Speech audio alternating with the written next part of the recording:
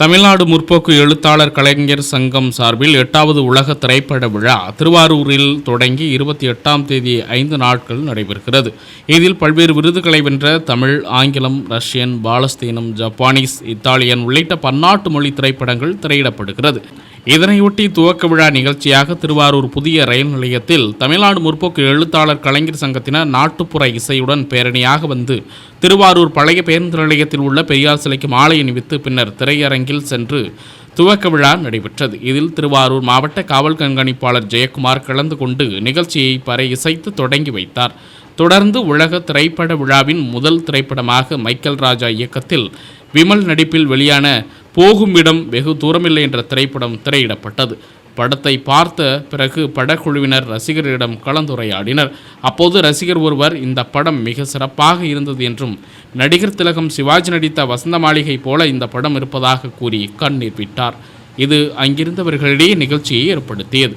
இத்திரைப்பட விழாவில் கவிஞர் நந்தலாலா, திரைப்பட நடிகை ரோஹிணி, தமிழ்நாடு முற்போக்கு எழுத்தாளர் கலைஞர் சங்க பொருளாளர் சவுந்தரராஜன், சங்கத்தின் துணை பொதுச் செயலாளர் கழப்பிரான் மற்றும் பல்வேறு மாவட்டங்களைச் சேர்ந்த திரைப்பட ஆர்வலர்கள் பங்கேற்றனர்.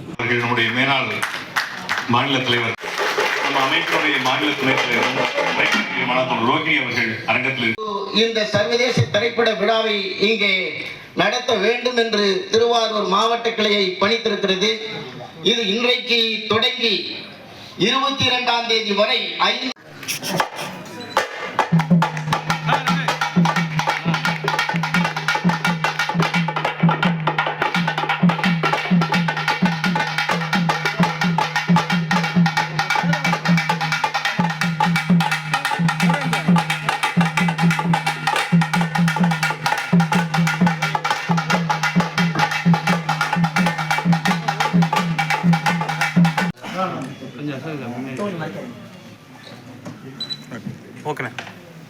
Okay sir.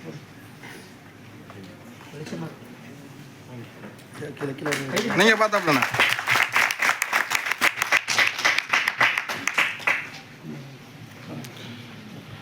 அது சிறந்த திரைப்படங்களுக்கான ஒரு 3 திரைப்படங்களுக்கான விருது நாங்கள் வழங்கிட்டு இருக்கிறோம். அந்த அடிப்படையில் என்ன கேட்டீங்கன்னா, முன்னாடிலாம் படங்களை தேர்வு பண்ணுறது ரொம்ப சிரமமாக இருக்கும். ஆனால் இந்த முறை என்னென்னு கேட்டிங்கன்னா, ஒரு 10 படங்களை எங்களால் தேர்வு பண்ணி செயற்குழு கொடுத்த செயற்குழு 3 படங்களை தேர்வு பண்ணுற அளவுக்கு தமிழ் சினிமா வளர்ந்துருக்குன்னு சந்தோஷப்படுறோம். நான் பள்ளி சிறுவனாக இருந்தபோது அதிக படம் பார்த்தது பேபி தியேட்டரில் தான், திருவாரூரில் தான். இப்போ அந்த தேட்டர்லாம் இருக்காங்க கூட இருக்கு, தேட்டர் தெரியல. வசந்த மாளிகை படம் பார்த்தீங்கன்னா முன்னாடி சோகமாக எடுத்தாங்க, படம் ஒரு வாரத்துக்கு மேலே ஓடல. அப்புறமேல அதை அப்படி நாங்கள் ஒரு சிவாஜி